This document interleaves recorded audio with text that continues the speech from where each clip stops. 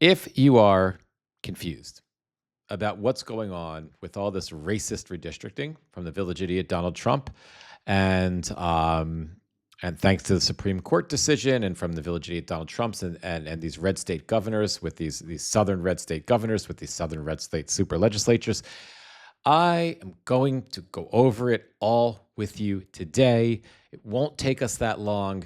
I've got some documentation that's going to help me sort of clear it up and just give you a lay of the land. It's not going to be inspiring, it's not going to be particularly encouraging, but I think it will at least help you to be certain of what the situation looks like right now. Secondly, second thing we're going to cover in this live is the village idiot Donald Trump is incredibly self-destructive. We all know that. He's incredibly unpopular. We all know that. The politics of Donald Trump are done. There is no more Donald Trump political capital. It's gone. It's over with. He's polling so poorly all across the board in every demographic, except maybe the MAGA cult extremists. Then he's hemorrhaging those folks as well. He's, in addition to abysmal polling in election after election after election. Republicans are underperforming. Republicans that are associated with Trump are underperforming from 5 to 30 points. On average, Democrats are overperforming. Sometimes they're actually pulling it out and winning seats, whether it's at the state level or the federal level in deep red states. It's only going to take a handful of those to really make, for Democrats not just to win the midterms, even with this bullshit gerrymandering and redistricting that's going on, but it to be a massive blue wave. So his incredibly self-destructive nature has just expressed itself now with an endorsement in a Republican Senate primary runoff that I'm going to talk about with you in a little bit. And lastly, the village idiot is threatening Iran again, like every day. And the media is just buying it hook, line, and sinker. Donald Trump is threatening to go in. He's threatening to shoot the Iranians again. He's not going to do anything. I'm starting to become, sometimes when I say these things, I hedge on it because I'm like, well, maybe he will, because I'm wrong a lot. I always get it wrong. But at this point, the constant threats, the political ramifications of the idiot starting to war again, the high gas prices, all the idiot wants is an off-ramp. He just wants to get the fuck out of Iran. He just wants the Iranians to give him an off-ramp, and he's so angry that they're not doing it, and he can't control himself. Eventually, he'll get bored, I think, and he'll just pull the troops out and just move on to, I don't know, invade Cuba, God forbid, or some stupid shit. But we're going to talk a little bit about the village idiot's threats threats again to bomb the Iranians. But let's start with redistricting, because if you're like me, you're probably confused, right? There was the Supreme Court decision that basically gutted what was left of the Voting Rights Act, that basically said that, you're not going to be, the states are no longer going to be able to claim that black people in those states need any sort of representation at all. And racism is gone. In essence, it doesn't exist anymore, and they'll be fine. And any implication at all from a state that suggests that they might be gerrymandering a map or redrawing their districts or just drawing them fairly, so that predominantly districts that are predominantly citizens are predominantly of color, black and brown citizens. If those any indication that those maps are drawn so that those citizens of color can have any sort of representation at all, as opposed to just white Republican representation, any indication at all that might be the case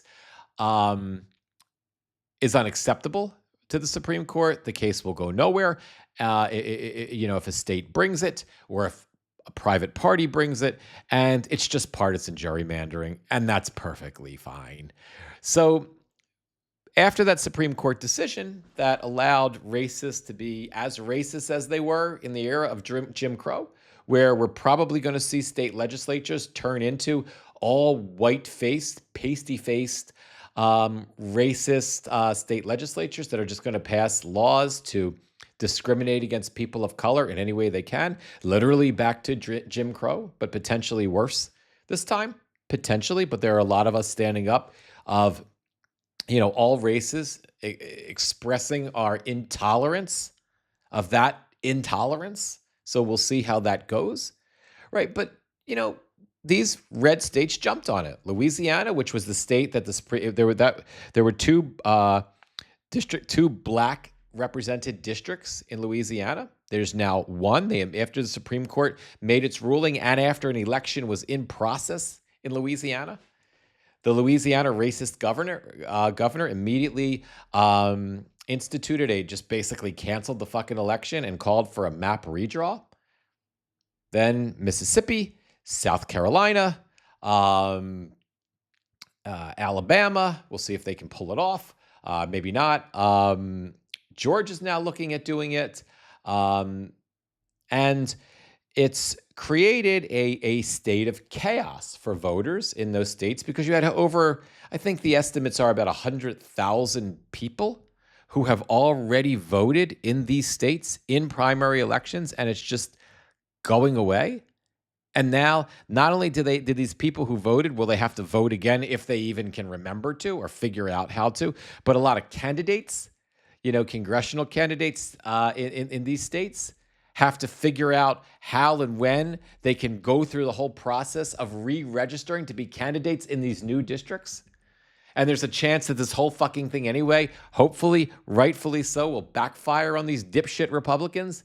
Because in order to gerrymander out these states, because there's just not enough white people to go around anymore, isn't that a shame? They've had to turn, many instances when they redraw their maps, they had to turn those maps into purple districts, safe red districts into purple districts to try to hope against hope and guarantee that white racists will come out and vote in huge numbers for other white racists who also happen to be worshipers of the least popular president in the history of American politics, while fucking gas is at $4.54 and going up per gallon on average or some number like that. Fact check me on it. So you might be wondering, I can hear you wondering. You might be wondering, Mitch, I hear you saying it, Mitch, what the fuck is going on? I've lost track of the states. Who the fuck gerrymandered before the Supreme Court decision? Who's gerrymandering now? What's happening in states? Well, I came across some really good baseline documentation, and I'm going to share it with you. I'm not going to show you the documentation like I usually do because it's proprietary and I don't have permission to do that. But I can share the information from the document because I do have permission to do that. But before we get to that, let me just bring up, for those of you who are here live, let me just bring up the live stream so I can see if there's any comments. And subsequently, if this is information that you deem valuable, useful, effective, interesting, or maybe even annoying, it's all good.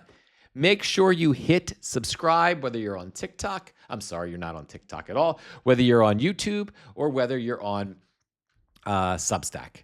Wherever you're at Xenocracy, wherever you're at our community, please hit subscribe. And if you are joining us on Substack, please consider, if it's something that's doable for you, please consider upgrading your subscription to a paid subscription or starting out with a paid subscription, because that is what affords me the opportunity to do this work and continue to grow this community. Now, back to the business at hand. Let me just bring up, if you can just bear with me, let me just bring up the live for those who are here live. Let me just business at hand, clobber the sound on that live.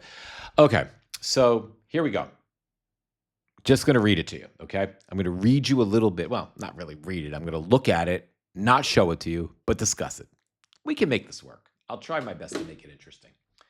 So we have, we're looking overall at voting rights, right? And redistricting battles, right? There's these redistricting fights. And those fights are escalating across the South. Voting rights advocates, as you well know, as I'm doing, as other folks are doing, are warning that majority districts are increasingly under threat. So where do we stand with what has happened since the Calais decision, since the Supreme Court decision? Starts with Louisiana, right? Louisiana was the state where there was a district. It was a district of color. Most of the citizens in that district were black, and they had a black representative. Well, that district has gone. The Supreme Court said basically a group of poor white people who have had such a hard time voting for the last 200 fucking years, right? It's so difficult for these poor white voters. I mean, they needed a break. They needed the Supreme Court to make a decision based on racism. I shit you fucking not. Right? The decision suggested that this handful of white people, they were they couldn't get a break. They were treated unfairly. The district in question was racially gerrymandered to deprive them of their right to vote. Not even fucking making it up, right? Irrespective.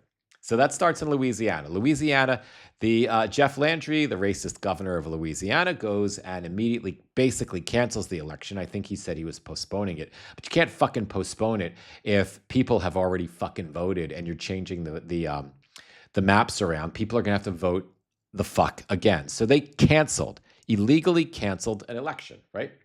So here's what they did. So immediately the state approved a new congressional map and reset House election timelines.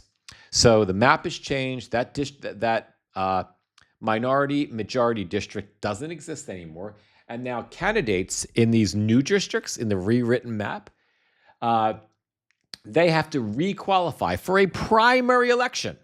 We're not even fucking talking about for, a general election, which is November, but a primary election, okay? They have to requalify between August 5th and 7th. And then an open primary, listen to this shit. It's going to be held November fucking 3rd. I don't know what the date of the general election is, but it's in November, right? And if no candidate wins a majority, the top two advance to a December 12th runoff. I guess I'm wrong. I guess the general election isn't in November. I never heard of everybody has their general elections in November, but I guess not. So they'll have a December 12th fucking runoff. And then I don't know when the general election is going to be. I don't know. Perhaps I'll leave you with more questions than answers. Secondly, you've got Alabama. Alabama will hold special congressional primaries. They're going to do this they're going to wait till August 11. For 4 districts after the Supreme Court allowed the state to revert to its 2023 map. So Alabama, I guess, had a map that afforded some representations in its minority majority districts. That was a map that was certainly created because of the Voting Rights Act.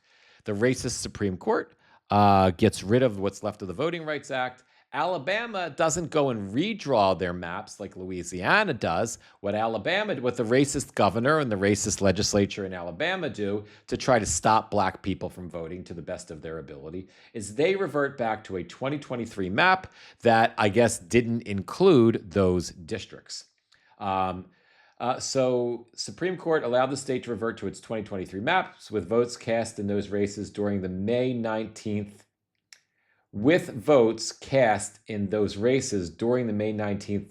primary no longer counting toward party nominations. So in Alabama, it's clear that there were, I guess, early votes that happened. There was voting actually in the May 19th primary, and they're just erasing the will of the people. In Georgia, Governor Brian Kemp, he's the governor of Georgia. You would think that he is not a crazy Republican. I mean, Trump hates him. He's the governor who, stood up to Trump when Trump tried to steal the 2020 election. Him and the Secretary of State, Brad Raffensperger there, stood up to the village idiot. But you'd think that they were, that Kemp was decent, but I guess, deep down inside, although he realized that there's, he tries to achieve some decency when it comes to the electoral process. Racist, blocking out basically denying black people representation is not part of his, his efforts for good governance. So he called a special legislative session that's going to begin June 17th. And the effort there is going to be to withdraw Georgia's congressional and legislative maps following the Supreme Court's Voting Rights Act ruling, though the new maps will not affect the 2026 primaries. So Georgia's redistricting effort will have no effect in the 2026 primaries. Alabama, Louisiana, they are rushing, even though there has been voting in both of those states, they are rushing to redraw their maps and affect the primaries so the idiot can win a few more seats at the expense of black voters. I'm talking about the village idiot Donald Trump can get, to try to keep the House in Republican hands. South Carolina. Now, before I read this, what I recall was happening in South Carolina was that the South Carolina legislature wanted to redraw the maps. The Senate Majority Leader in South Carolina, who I don't know if he's racist or not, but his choice was not racist. He stood up and he said, no, I'm not fucking voting for this. And 5 additional South Carolina Republicans said, no, it's unacceptable. In his statement, I don't remember the guy's name, he said that, in essence, he said that cheating is a bunch of bullshit. We're not going to do it. What's good for South Carolina, what's good for the country is having a vibrant Democratic Party and a vibrant Republican Party, and we're not going to play this game. South Carolina wasn't done. That wasn't enough. So what they're doing, according to the South Carolina Election Commission Executive Director Conway Belangia, candidates must file by June 5th for the state to hold congressional primaries on August 18th if new district maps are approved. Now, what's the big if there? Because I have been following this one. Apparently, according to South Carolina law or not, the governor can call a special session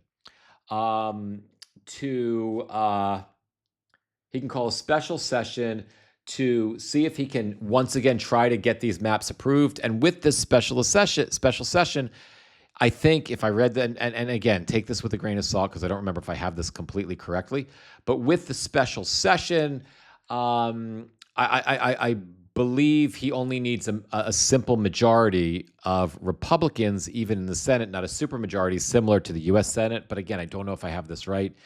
In order to approve redrawing the maps mid-election, and I think even without those 6 senators, I think they can achieve that. So it does look like South Carolina will be rewriting their maps, and then candidates will have just until June 5th, right? Not even 2 weeks to go back and file to be able to run in these new districts. That's where we stand, guys. So in addition to that, you have Florida, Missouri, Texas, and I think we've got 1 or 2 other Republican states that redrew their maps before the decision. I mean, I think Florida completed their process after the decision, but it was already kind of done. So anyway, let's just take that all with a grain of salt. So I don't know if this is helpful for you. What I'm going to try to get, I'm going to be either doing my own research or reach out to some folks who are helping us with research. I'm going to try to get real numbers on how this redistricting, worst case scenario, how this could or will or might affect the 2026 election.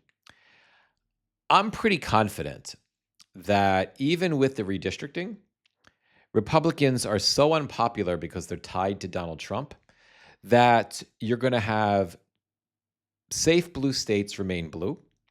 You're going to have this is in the House of Representatives in Congress. You're going to, in the midterm elections, you're going to have any close races that would be close races easily be blue wins. And I'm basing this on election outcomes, not on polling, right? On the election outcomes, on the trends we've been seeing in election outcomes across the board, right? So you're going to have Republicans, close races. Democrats are going to win easily.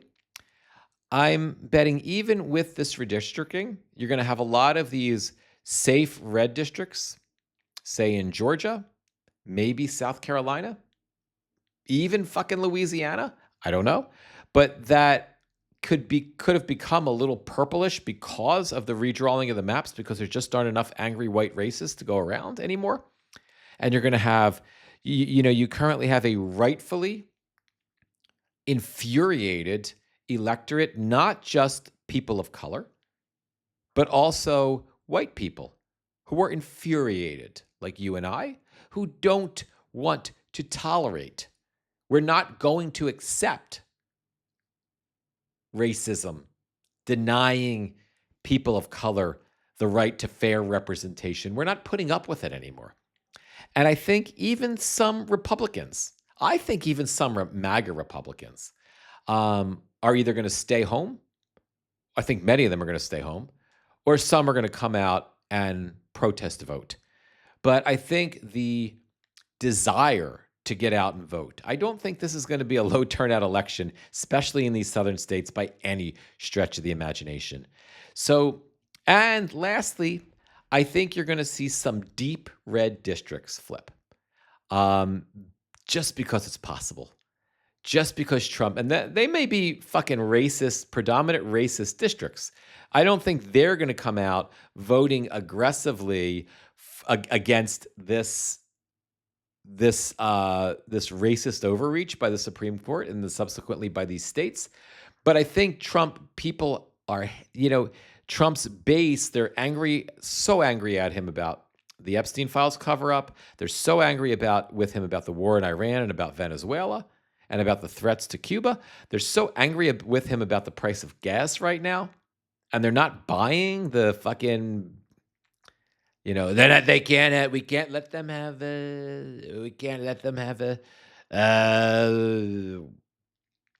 nuclear weapon. Like, they're just not buying it. And I think there's proof of that when you have Candace Owens and Tucker Carlson and Megyn Kelly, these right-wing folks with millions of people pushing back on Donald Trump. When you have the absolute most profane creep, one of the most profane creeps on the racist, misogynist right, Nick Fuentes, basically writing Trump off. Excuse me, guys. I have a little postnasal drip. I think it's indicative of a sea change. Taking that into account, two elections to keep in mind today, Georgia and Kentucky.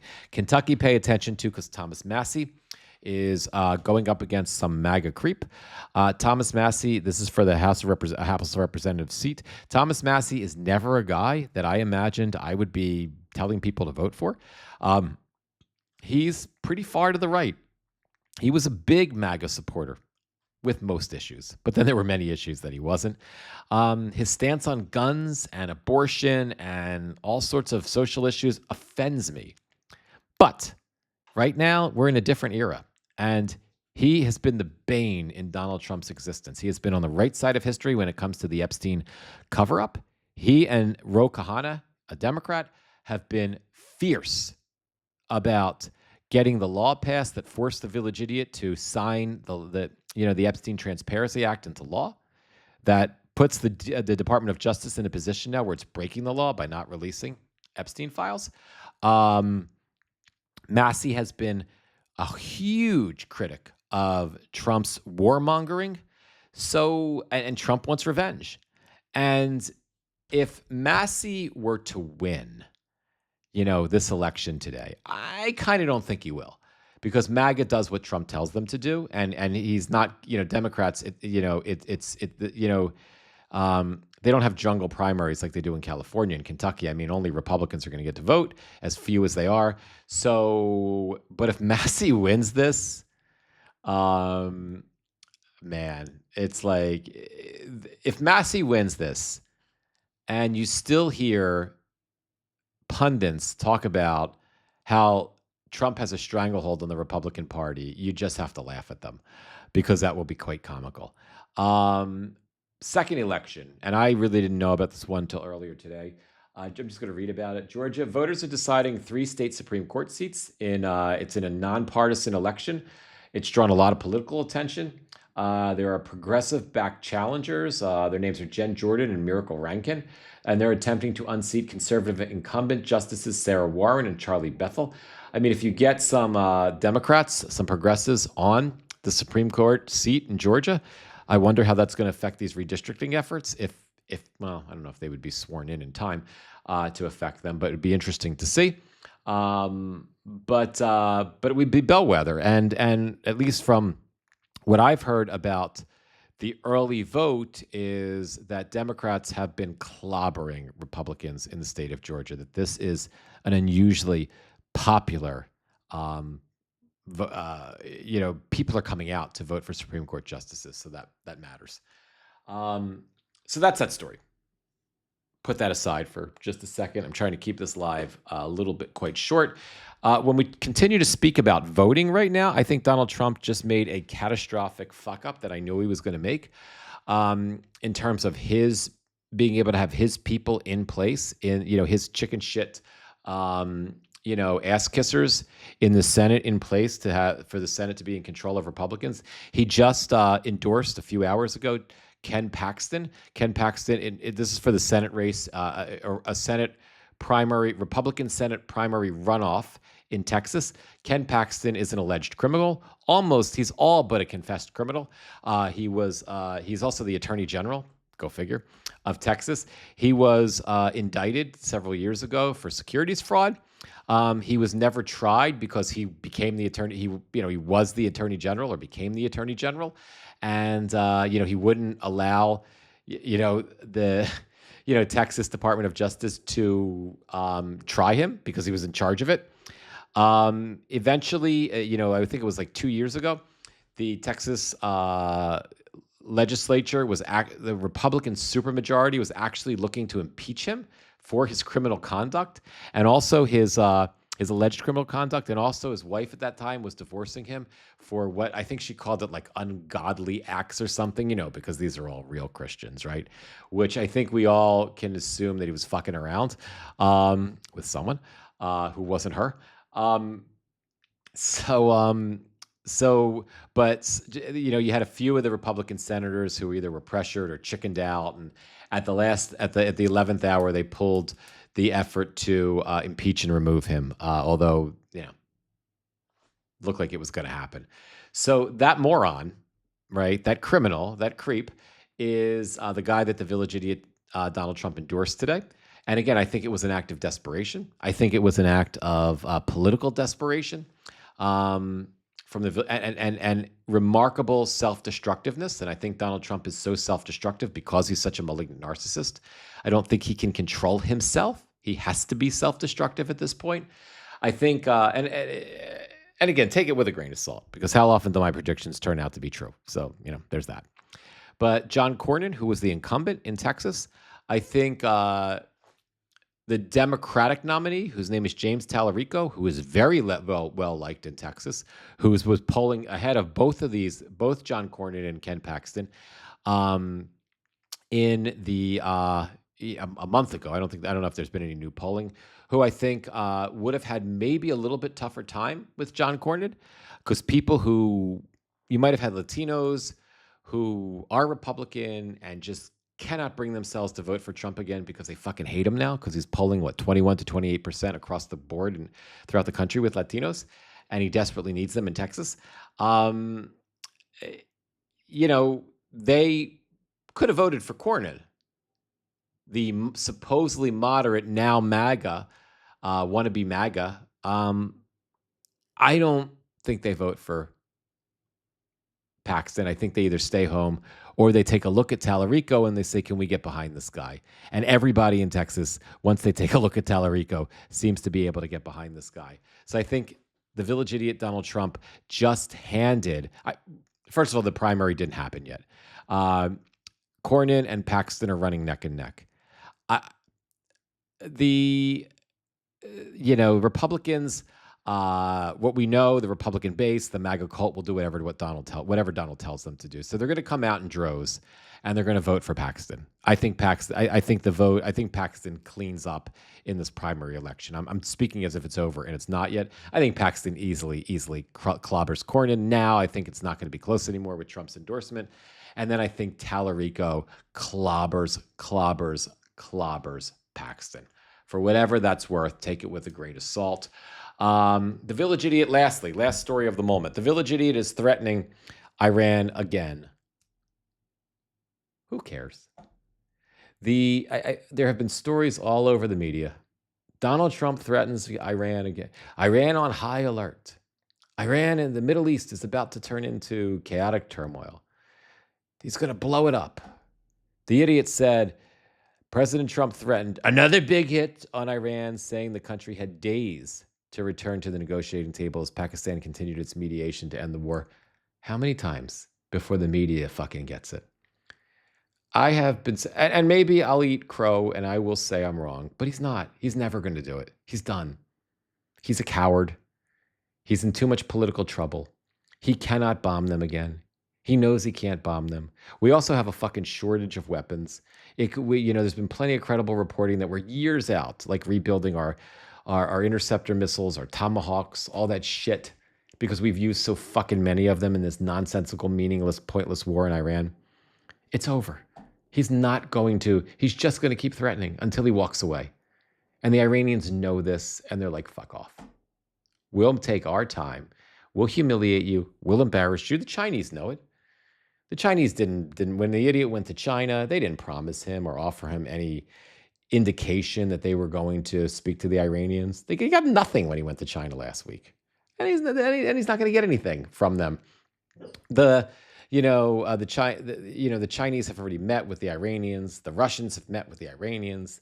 The Russians talked about, the Chinese have formal diplomatic relations with the Iranians now, formal business ties. The Russians just came out and said they'd like to create formal business ties.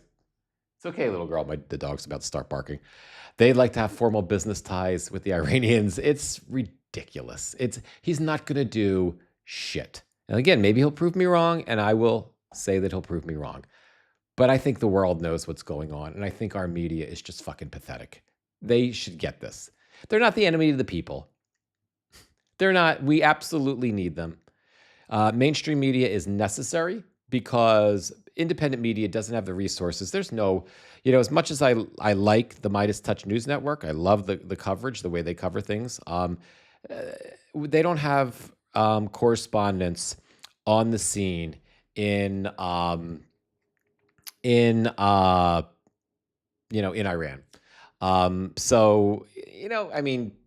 Just stop it. Just stop it, Donald. Go fuck yourself. Nobody's afraid of you except the media who's misreporting what you're actually going to do. Everybody should call your bluff. Anyway, guys, I do see some glitching over there on Substack. I'll have to see. I'll have to look into that. Hopefully, we're not back to that problem again. Otherwise, I love you guys. Irrespective of where you are, what platform you're watching this from, please, please, please like and subscribe. Those that are at Xenocracy here on Substack, please consider upgrading to a paid membership or choosing a paid membership if that's something that is comfortable for you and if this is a meaningful enough experience for you. There's some other things I'm doing in terms of branding. I might do a name change for the company from Xenocracy to just my name. Something I'm toying around with. There's a lot of different sort of things in the works right now. Also, there's a new cohort that I've joined. I'm still in chorus, and we have about 2 months until we wrap up our program there. It's been incredible. I've gotten some great growth in some of the vertical socials, a little bit of growth here on YouTube and on Substack, but I'm going to keep pushing it and keep working to grow these communities. I've gotten some nice growth on Facebook. TikTok is just a weird fucking place. So everybody keeps posting to TikTok and just hoping it's going to be okay. And for some people, it is. For many, it's not. But anyway, This new program that I will be going concurrently while I'm in chorus, this new incubator, is just for live streaming, and it's going to be freaking awesome. It starts next week. I'm going to be, hopefully, I'll be able to up my game and learn much more about the streaming platform that I'm using and how to much more effectively stream. So I'll keep you posted on that. But I love you guys. 1 minute at a time, 1 hour at a time, 1 day at a time, one live at a time. I'll see you in a little bit. Be well, everybody, and thank you.